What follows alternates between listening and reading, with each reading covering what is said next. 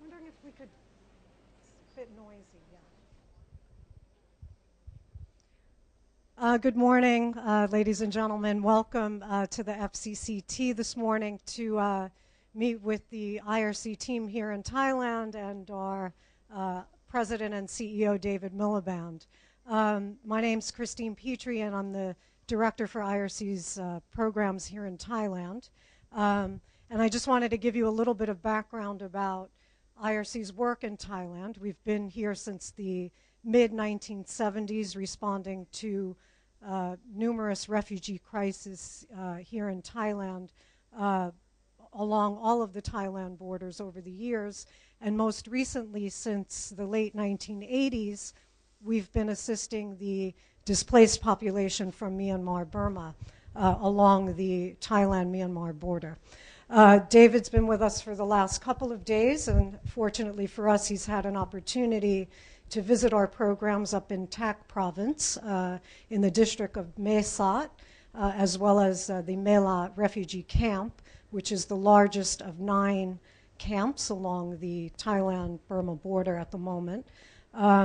In total, there are about 120,000 displaced refugees living in camps along the border, and some 2.5, some estimates over 3 million displaced individuals living in Thailand, many of whom live in Tak province, up where we were for the last couple of days. So we thought this morning we'd have an informal conversation to talk about IRC's work in Thailand and to also take advantage of David's presence in Thailand with us and to give him an opportunity to share his impressions of our work over the last couple of days. So thank you again for coming, and welcome to David. Thanks, Christine. Oh my goodness me. I've never been in a meeting where the members of the press applauded the speaker. That is extraordinary Thai hospitality. Let me just start by saying a word for those of you who don't know the origins or the history or the work of the International Rescue Committee. We were founded in 1933 by Albert Einstein when he came to New York out of Germany. We now operate in about 35 to 40 countries around the world where people have been displaced by conflict or by natural disaster. So we work in 17 African countries. We work in Syria and the 4 neighboring countries.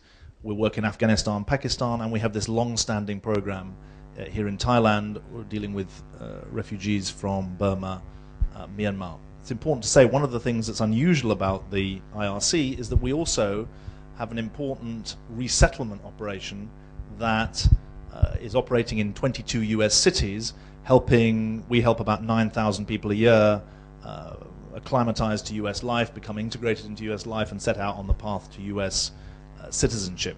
Here in Thailand, we have 3 main sets of programs. One is the Thailand Country Program, which is offering health, education, legal assistance work, which I'll describe in a moment, for refugees from Burma, Myanmar. Secondly, we have the Resettlement Service Center on behalf of the US Department of State, which helps transit people into the US who are granted residency in the US. And thirdly, we run a very innovative what's called the Program for Local Empowerment, which is a US donor-funded program, US government-funded program that does work in Thailand, but also does cross-border work into Burma, Myanmar. I spent 2 days, just the last 2 days, Monday and Tuesday, in and around Mae Sot in the refugee camp, but also visiting with people who are dealing with the non-camp. Well, they're not exactly refugees because they haven't been registered, but the what are called migrants from Burma, Myanmar, who are in a range of towns and cities. Many of them have come for political reasons, some have come for economic reasons. I spent time looking at a range of the services that we provide, and just to give you a sense of it, health care is a big area of IRC's expertise in emergency situations. About 40% of our global effort is on health, and we work with local partners, including here, to deliver some basic primary health care, which is much needed. We also have an extensive public health program, which is about water and sanitation, obviously. Secondly, a big feature of IRC's work is educational programming, basic education for young people, but also vocational training for young adults, with an emphasis on developing their skills so that they can earn their own livelihoods in the future. Third important aspect of our work is about protection of women and kids, vulnerable populations.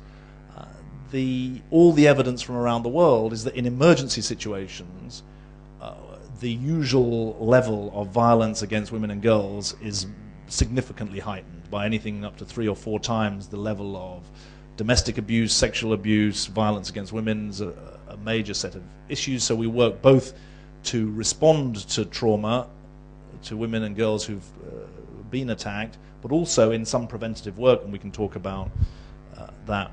As part of that protection program, one of the features of our Thai programming in the refugee center is a legal assistance center that's run in the middle of the largest refugee camp, which is innovative not just because it's a legal assistance center in a refugee camp, but because it promotes access to the host country's legal system, in this case Thailand's legal system. And one of the features of our work here is a very close partnership with the Royal Thai government. That's continued over the last 25 years in a very serious and systematic way, both at national level and at local level, and we're very pleased that that continues.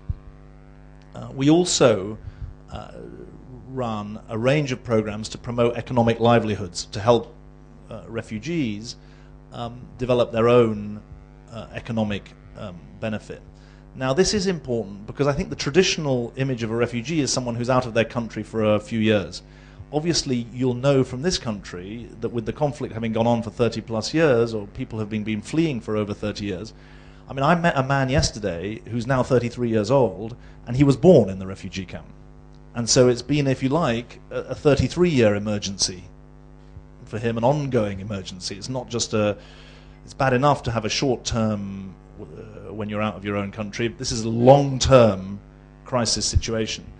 And perhaps of interest to you is that that's not unique, in that the average length of time that a refugee is out of their own country around the world is now about 20 years.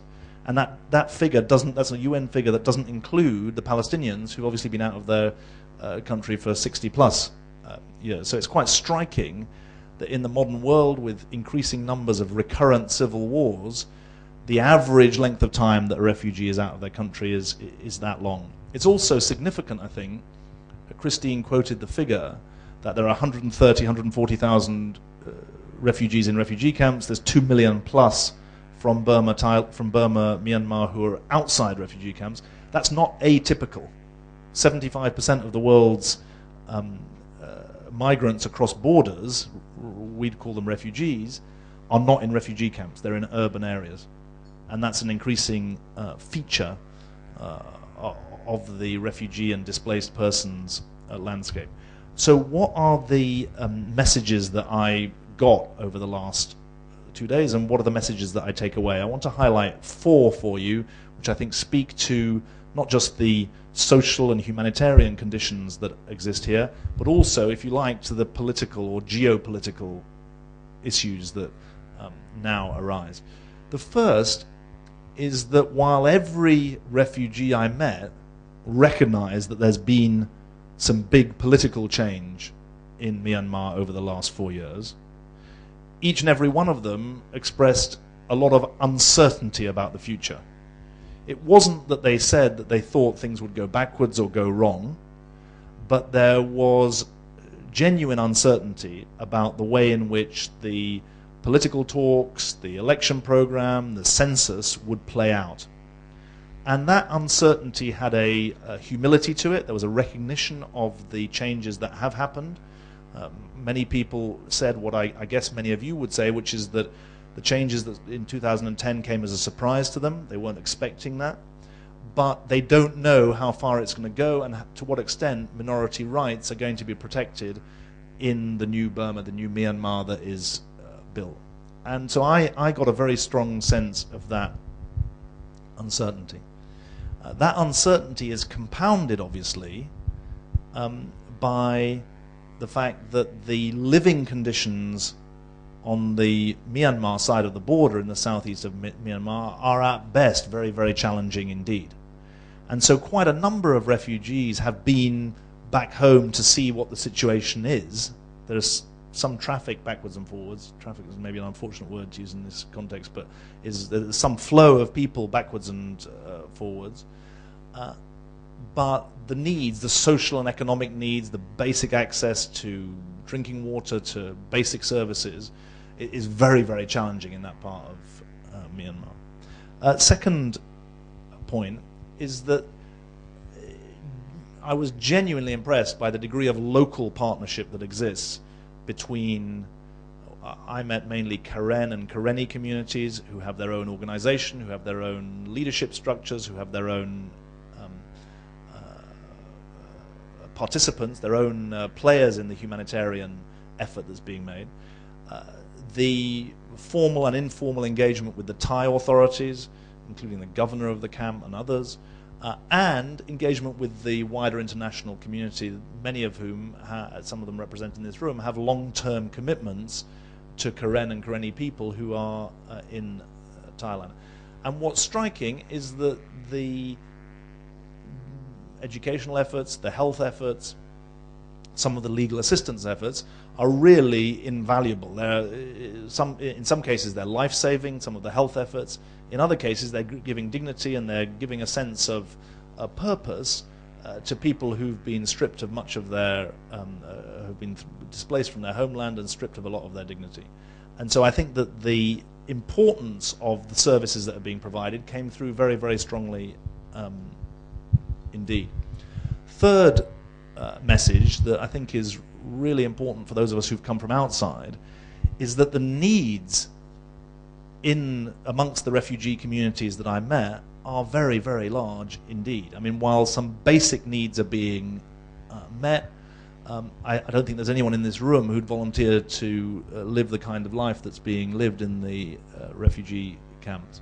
And so while some of the most basic access to food, to housing, or at least shelter, I think shelter is a better word than housing, to some education, to some legal assistance is real, the scale of the needs of this population remains very, very large. And for every child I met who said that they, through translation, that they'd got access to primary education, there was another who said that they weren't going into education and weren't getting a schooling. And there are a range of reasons for that we can discuss, but I think that it's very, very important to recognize that Thailand is bearing a large burden from the refugee populations. The international community is stepping up, but there's an awful lot more that needs to be done. And that yields the fourth and biggest takeaway message that I had. And it's a quotation or a sentiment that was expressed to me very, very strongly by one of the refugees I met. And they said something very simple, which is that amidst all the change in Burma, Myanmar, amidst all the excitement that exists internationally about the potential of an election next year, this woman said to me, "Don't forget us." And I think that's a really important message for me to take away, not just for the IRC as an international organization that's long been committed to this country and to these people, but actually to try and take the message more broadly. Because as international donors switch their focus into Myanmar, as economic investors think about investment in Myanmar, it will be a double tragedy if the people who've been displaced from Burma and are now here get forgotten in the process. Because their choices over the next few years about whether or not to return are going to help shape the future of that country. And I think it's very, very important indeed that we don't get trapped into a syndrome where donors have to choose between either supporting efforts in Thailand or supporting efforts in Myanmar. That's the danger. I think that the advocacy that I would make and the lesson that I'm taking for the IRC is that we need joint programming on both sides of the border. And that's a really important message, I think. It's important for the people concerned. It's also important for us as an aid community that should be concerned above all about people wherever they are residing, rather than about the borders that exist in our own administrative systems between one country and another. And I think that sort of don't forget us message is very significant. Let me just finish on the following note, which is something that I've been learning over the last 6 months as the new leader of the IRC. And that is that in almost all of the places where we're working, the politics is fraught and difficult. The economics is often dicey or on the edge. But even when the politics is going right and the economics is pointing in the right direction, unless there is a real effort on the humanitarian side, then the whole system doesn't hold. If you like, it's the humanitarian effort is the third leg of the stool. And unless you have the third leg of the stool, the chair doesn't hold up. And I feel that very, very strongly in respect of the changes that are underway in Myanmar. It's right to recognize the big political changes that are not just in prospect, but that have happened. It's right to be aware that for all the efforts to raise donor money, the scale of economic investment into Myanmar dwarfs the humanitarian effort. But I think it's a very strong part of the humanitarian community's pitch that without effective humanitarian action, both the economics and the politics become much more difficult. And that's certainly the message that I will be taking back to New York. And it's a message that I hope can reverberate around through this discussion that we're having and whatever reporting that you're doing. So I'm very happy to take any questions, well, that's what we do at press conferences. We take questions. So very happy to have any questions from any of you. Who wants to kick off?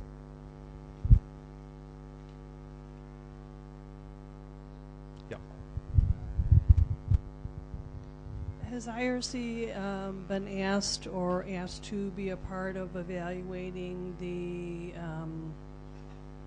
conditions or the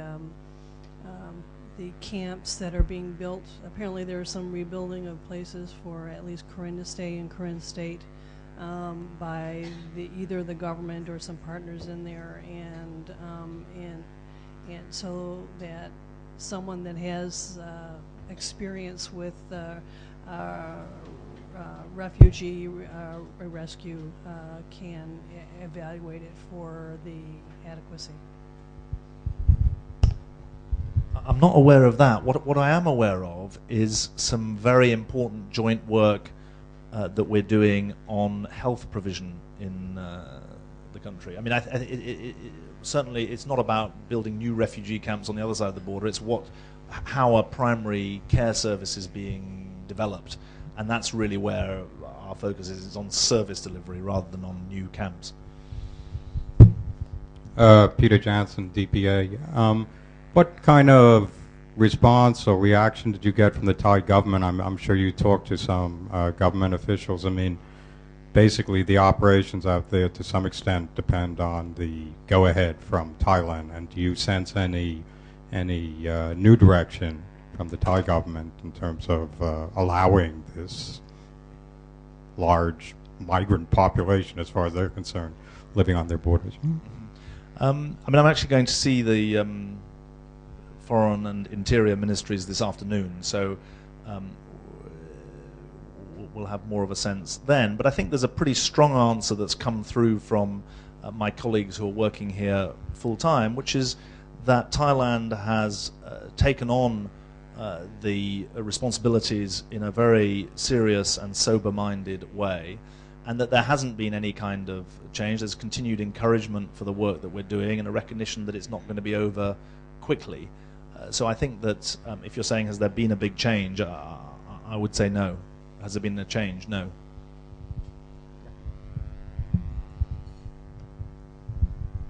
Thank you. My name is Matthias Eick. I work for the European Commission's Humanitarian Aid, ECHO. As you may know, we've been also quite engaged in the camps for many years. one of our, well, you can say, assessments is that, and it's usual in a long-term refugee situation, that when it gets resolved, you have maybe 1/3 of the people or maybe half the people return. But as you said, there's a gentleman who's been in the camps for 33 years. He most probably doesn't even know what his homeland looks like. That, given the estimates, maybe 1/3 of the population which are currently in the camps would actually choose to remain in Thailand. Are you going to, as this is a potential scenario, is that one topic you will raise with the Thai authorities, i.e. that provision of documentation becomes an option at a later stage, and that, for instance, access to education in Thailand, access to documentation, access to work situations? Thank you.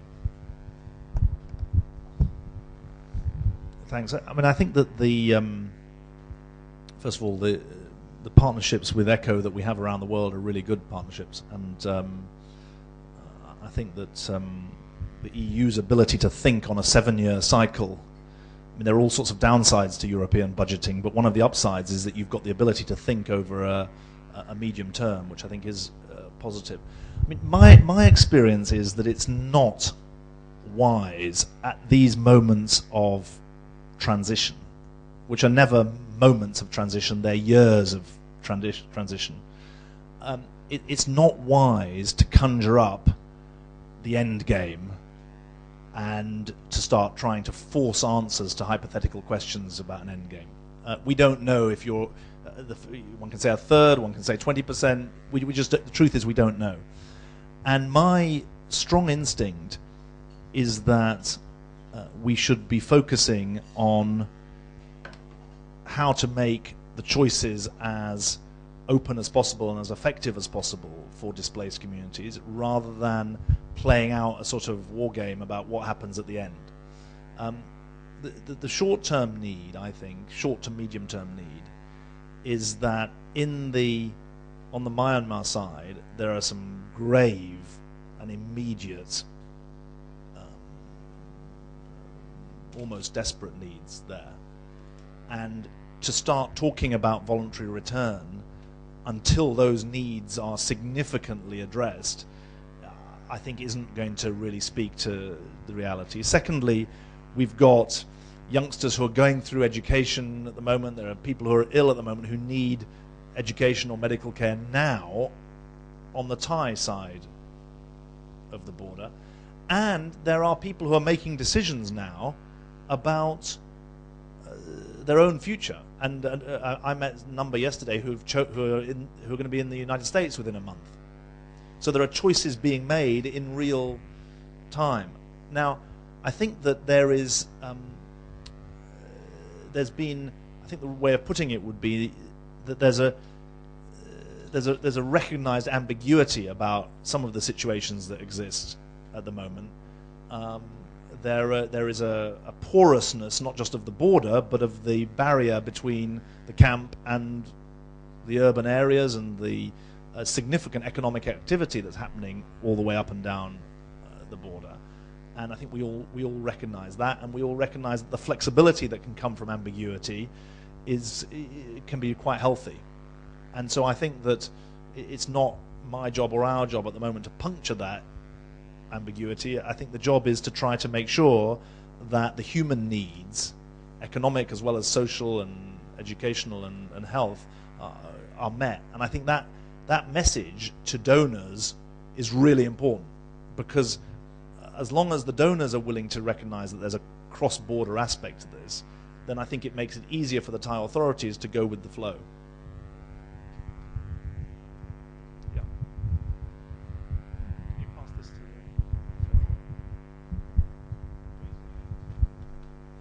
to Robin Shell from Habitat for Humanity. I'm wondering if you've got any advice on how we can mobilize the private sector, the multinationals and corporations coming into Burma, Myanmar, to support the things that you are talking about and that we all want to achieve, rather than stealing staff from the agencies that are there and paying very high salaries. And welcome your comments on that. Thank you. Yeah, I mean, I was sort of with you until the last, the last part. I mean, I think it's a really good point you made, because I said, look, the economics, the politics, the humanitarian side fit together, and they have to be aligned. And I think that that's not just that three different sectors have to coexist in a sustainable way. It's that actually there needs to be real partnership. And funnily enough, I just done a staff meeting at the IRC headquarters here in Bangkok with 100 plus staff. And the first question was about corporate social responsibility, and so it was similar to the question that you're asking. And I think it's really powerful and important that we should be saying, not just to governments, but to the private sector, look, you're looking at the region, you're looking at the sub-region, you're looking at Myanmar as part of that, you're investing in Myanmar. Recognize that there is a wider responsibility that needs to be exercised, both in the way you do your own business, but also in the kind of partnership that you can have with organizations like mine. And I think partnership stretches from the transactional to the shared values and shared relationships. And I think that the latter is where one wants to end up.